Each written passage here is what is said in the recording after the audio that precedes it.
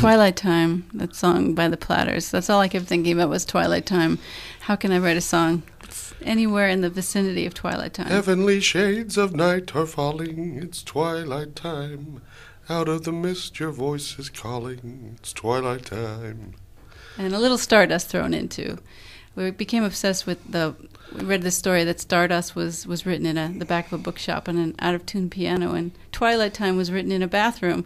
So I figured, I think the point of those songs is they transport you from a very mundane world into something much more mysterious. Yeah, we started magical. listening to like a lot of kind of pre-rock and roll kind of pop stuff, like Gershwin and Hoagie Carmichael and that kind of stuff, and the Platters and Eating Spots stuff, from the 30s through the 40s and 50s, and we kind of started getting into it and just wanted to kind of make a record that was maybe more transcendent than our standard murder ballad fare.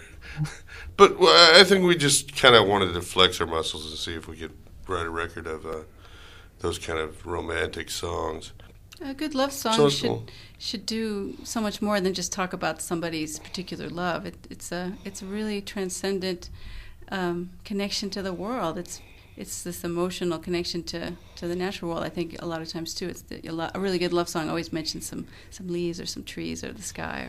Every record feels like some kind of different experiment usually, and you hope that at the end of the experiment you've figured something out. You always have an idea in your mind, and then things always go completely haywire, and it gets away from you. I always start out a song and say, this is going to be about flying saucers, and it ends up being about grizzly bears. So, I think, it's funny, there's one song, The Loneliness of Magnets, on the new record. That's weird, That some people will come up to us all the time and say, that is my absolute favorite song you've ever written. They love that song. And then other people say, That's hate rubbish. That song. It'd be like, that strange. Is absolute crap. Why did you put that song? What is that about? That doesn't mean anything. And then there's someone really like my weird. mother. My mother, who the song is about magnets, and my mother said, "Why did you write a song about maggots?"